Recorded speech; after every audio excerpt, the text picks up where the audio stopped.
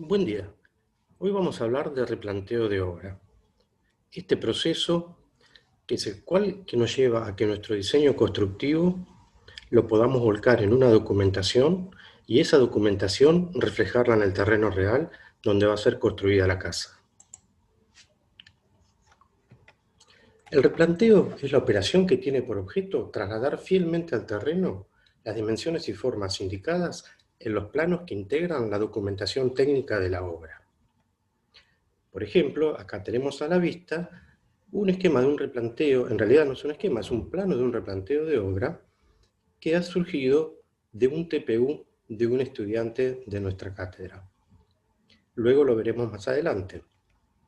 Lo importante para aplicar el replanteo es tener la correcta ubicación del lote y eso lo vamos a chequear referente al título de propiedad, a la cédula catastral, al estado parcelario y al amojonamiento del mismo. El título de propiedad es aquel que nos da certeza de que la persona que nos está contratando es la titular de esa parcela. El estado parcelario nos refleja la correcta identificación y las dimensiones de la misma también. Y el amojonamiento es el acto posterior de señalar los linderos en un término jurisdiccional o propiedad, y es un derecho que tiene todo propietario o titular de un terreno. Ese certificado de amojonamiento lo que a nosotros nos permite es tener la realidad física de dónde nosotros debemos encontrar los ejes medianeros de nuestro terreno y sus distancias a esquina, etc. La adecuación del lote. La limpieza de terreno es fundamental para luego poder proceder a la nivelación y posteriormente poner el punto de referencia al que nosotros llamamos la cota cero. Siempre hay que tener en cuenta los pozos ciegos, los rellenos, las cañerías, piedras, árboles, etc. La nivelación del terreno. Para determinar el nivel de referencia, la cota cero, nosotros debemos colocar una estaca de madera o metal para poder identificar en un lugar donde nadie la pueda llegar a mover, por ejemplo, entrada de camiones, caminos de carretilla, y que tengo certeza que no la voy a tocar en toda la obra. Una recomendación es colocar una estaca de madera en un lugar, por lo general, cercano a un eje medianero y al cordón de la vereda, y en el caso que existiera el cordón de la vereda, poder marcarlo ahí ya sea con una línea cortada con la moladora o un punto marcado con una pintura.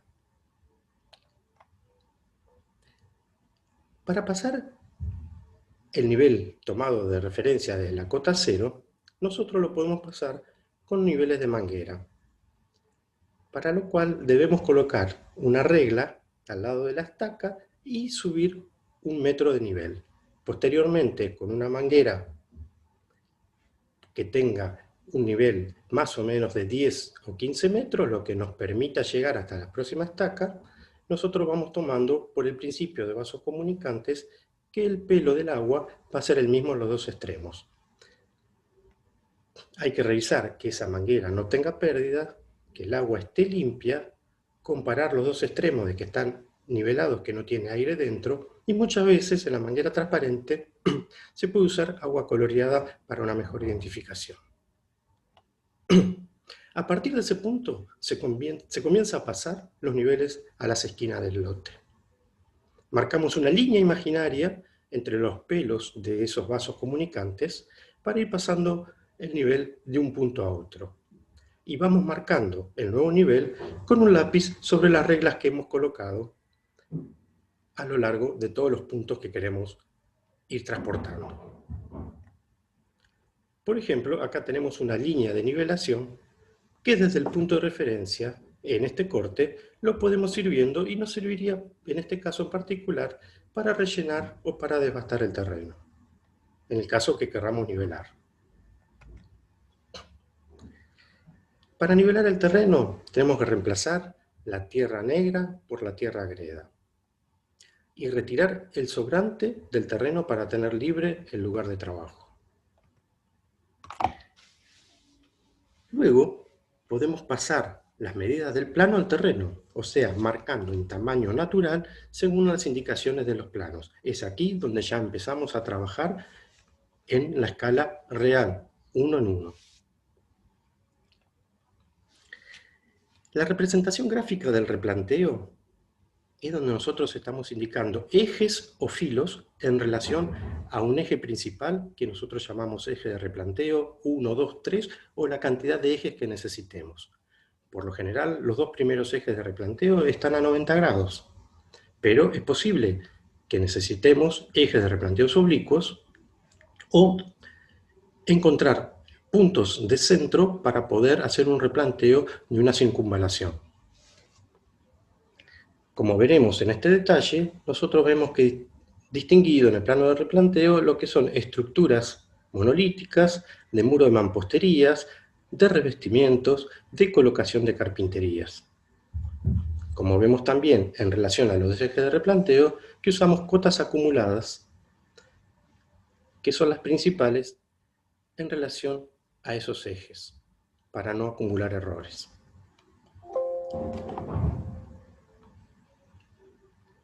Siempre referenciamos el eje de replanteo a un lugar ya identificado. En este caso, estamos tomando el eje de replanteo número 1 a 5,5 metros de la línea municipal. Las cotas acumuladas, como hemos indicado, nos permiten en X y en Y poder identificar el punto de ese muro, por ejemplo. Y también no debemos olvidar indicar, cuando estamos tomando las cotas de nivel, el nivel del piso en ese lugar. Identificamos, como dijimos anteriormente, la carpintería también para saber cuál es el centro de su ubicación. También el replanteo se aplica a las cubiertas. En este caso, como referencia, lo que nosotros tenemos son los muros de abajo en referencia, por lo cual empezamos a replantear los techos en relación a los muros de mampostería de nuestra vivienda. Como veremos aquí, luego nosotros lo que podemos hacer es centrar, en este caso es una estructura de madera, centrar los cabios en relación a esos muros.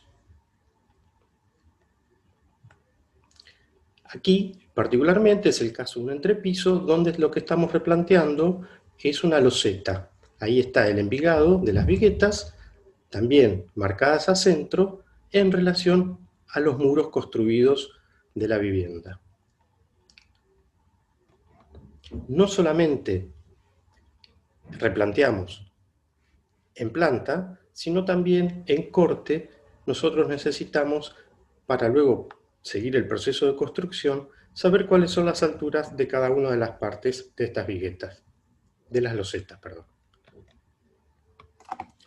El replanteo, para poder interpretar el plano, lo que nosotros hacemos son las dimensiones de la excavación, que las determinamos en el plano de planta y en el detalle de corte. Iniciar el replanteo teniendo en cuenta las instalaciones, sobre todo los desagües, que son los que van por debajo de los muros. Observar las interferencias de esas instalaciones en el detalle de corte y planta y marcar en el replanteo las pendientes, teniendo en cuenta los puntos de referencias y las tapadas de los servicios.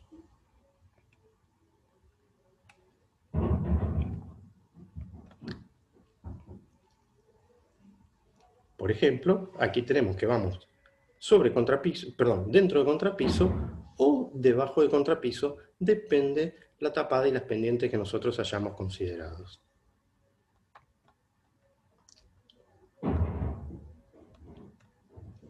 Interpretar el plano de replanteo observando el largo y el ancho del lote y los elementos fijos del terreno y los accesos al mismo. Verificar que los futuros ejes de replanteo no sean obstruidos mientras tengan la vida útil que nosotros necesitamos. O sea, un eje de replanteo no se debe estar levantando y recolocando permanentemente, y un eje de replanteo tiene que ser lo suficientemente firme como para que ninguno se tropiece y lo saque del lugar y no nos enteremos cuando haya sido corrido o reinstalado en su lugar. No olvidemos que acumular un error de medio centímetro o de 1 centímetro nos lleva a un desvío de la casa o a una falsa escuadra de la misma. Para determinar el eje de replanteo, lo que nosotros vamos a hacer, colocamos un hilo o un alambre tomando los mojones del amojonamiento de la agrimensura. Esas son las referencias. Las referencias tenemos la línea municipal, los mojones que nos ha dejado el agrimensor, ¿no? Y ahí podemos tirar nuestro alambre o hilo para colocar el eje de replanteo número 1. Puede estar superpuesto o no el eje de replanteo a cualquiera de los ejes de nuestra parcela, ya sea línea municipal o eje de replanteo, donde más nos convenga.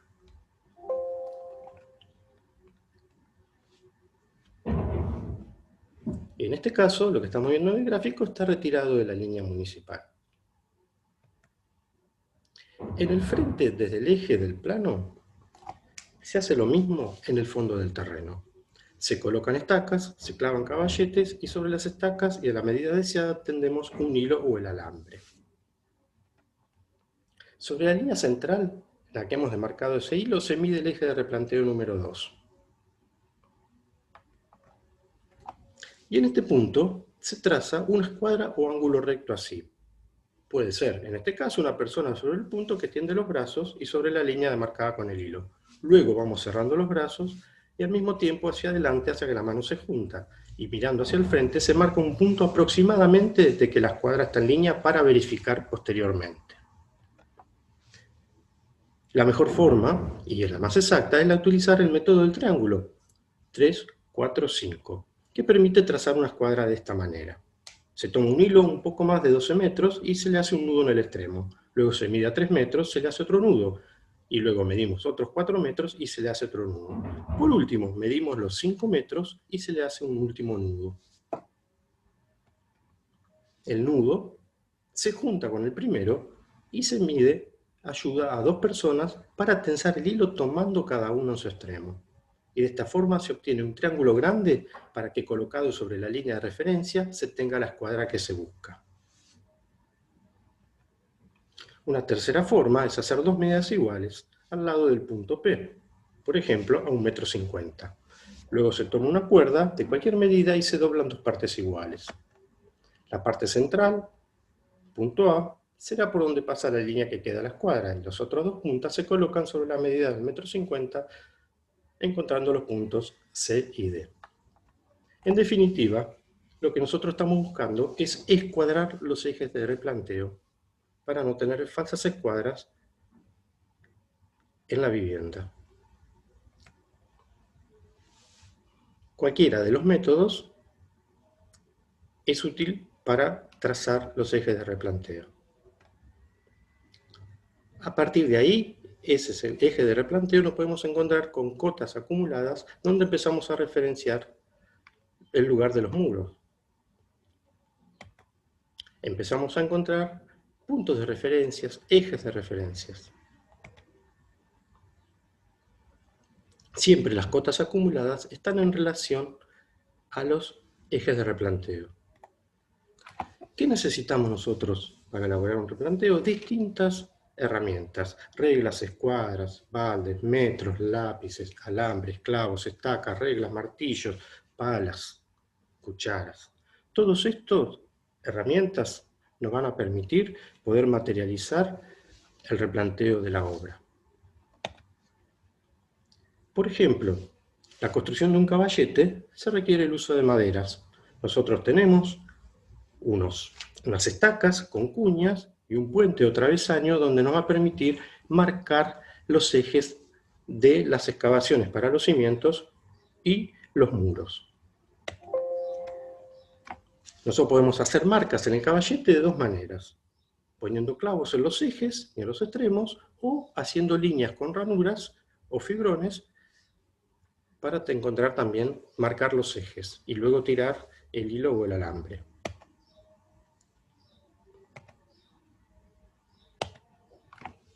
Una vez que yo tengo el caballete, lo que hago, subo el plomo al caballete. Determino la posición del caballete, lo fijo el punto de referencia con la plomada, paso los hilos de alineamiento y aseguro el hilo en los caballetes. Y repito esta operación en el caballete opuesto y luego verifico el conjunto. De esta manera yo me garantizo la verticalidad y la posición correcta de ese eje para la futura excavación de la zanja. Y después de tener el lote demarcado con los ejes de replanteo, se colocan caballetes alejados de los cruces a unos 50 centímetros para trabajar cómodamente en lo que serían las futuras esquinas de las zanjas de los cimientos.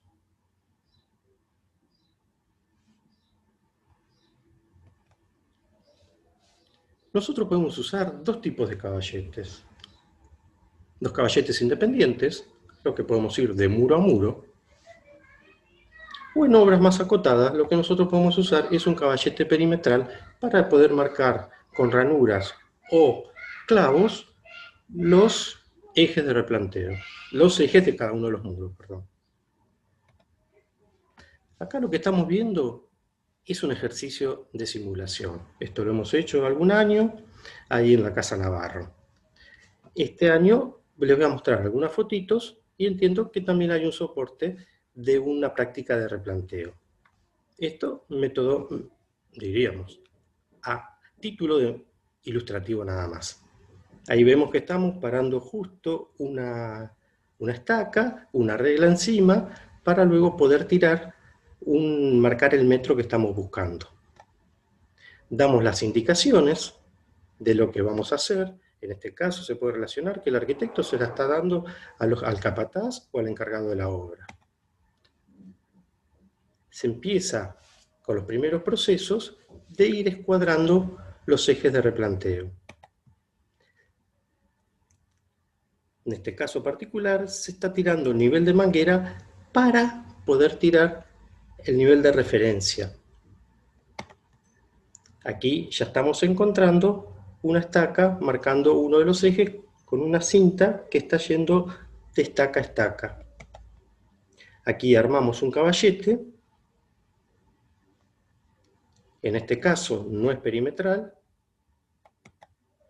Y aquí, como estamos viendo, ya los hilos tirados, luego de haber tirado el tercer hilo, que es el del medio, están los hilos tirados de los extremos, que es lo que nos permite bajar para poder hacer la excavación de esa zanja para el cimiento.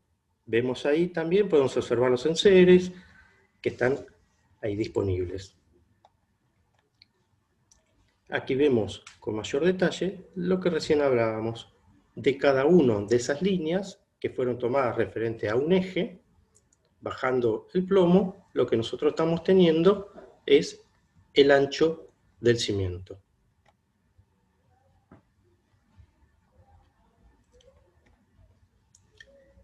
Nada más lindo que hacer el diseño constructivo, representarlo gráficamente, volcarlo a ese plano intermedio que va del plano arquitectónico al terreno y que le llamamos plano de replanteo. Del plano de replanteo, en particular, lo que tenemos que referenciar son los ejes de los muros, los ejes de las estructuras, los niveles de piso, los niveles de techo, y luego, en detalle también, como hemos visto, que cada parte de la obra particularmente también se replantea. Siempre hay una secuencia, cimientos, muro, entrepisos, techo. Aquí les dejo alguna bibliografía de referencia para el nivel nuestro y que lo vamos a usar durante toda nuestra vida profesional. Yo les voy a transmitir una experiencia que tuve en mi primer plano de replanteo de una obra de un supermercado, que recuerdo que iba a la obra y veía al capataz, una persona grande, que usaba no solo sus lentes, sino también una lupa para poder leer mis planos. Cuando le consulto a este señor que se llamaba Vicente, ¿qué pasa, Vicente, que está así? No, mire, no era yo arquitecto, pero me decía arquitecto. Usted está usando 3 decimales. Y en la obra 3 decimales no existen. Y es verdad, mi primer error, mi primer pecado de juventud.